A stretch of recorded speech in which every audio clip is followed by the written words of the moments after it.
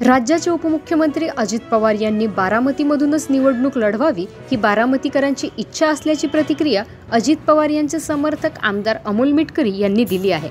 अजित पवार गटाचे काही नेते तुतारी हाती घेणार असल्याची खोटी चर्चा विरोधक पसरवत असल्याचंही मिटकरी म्हणाले। लाडकी बहीण योजनेमुळे उपमुख्यमंत्री अजित पवार यांनी उंचावलेली प्रतिमा पाहता जाणीवपूर्वक मॉरल डॅमेज करण्यासाठी विरोधकांकडून पिकवलेल्या चर्चा असल्याचे मिटकरी म्हणाले।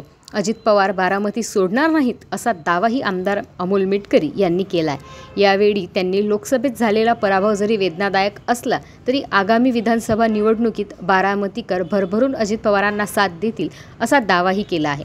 केवळ विरोधकांकडून चर्चा पेरण्याचे काम केलं जात आहे, त्यामुळे विरोधकांची तोंड विधानसभा निवडणुकीत बंद करू असा इशाराही मिटकरी यांनी दिला।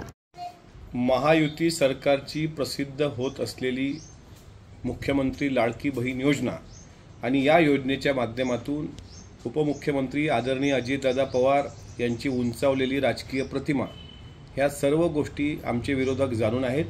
त्यामुळे जाणीवपूर्वक मॉरल डॅमेज करण्याकरता कधी ते सांगतायत रामराजे तुतारी हाती घेणार, कधी ते सांगतायत दिलीप वळसे पाटील साहेब तुतारी हाती घेणार, आणि आज तर विरोधकांनी कहर केलाय।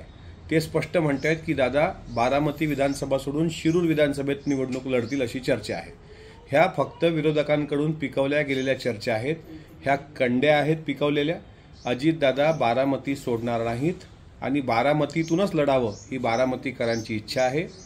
लोकसभेमध्ये झालेला पराभव निश्चितच वेदनादायी असला तरी बारामतीकर यावेळी भरभरून दान दादांच्या पदरात घालतील।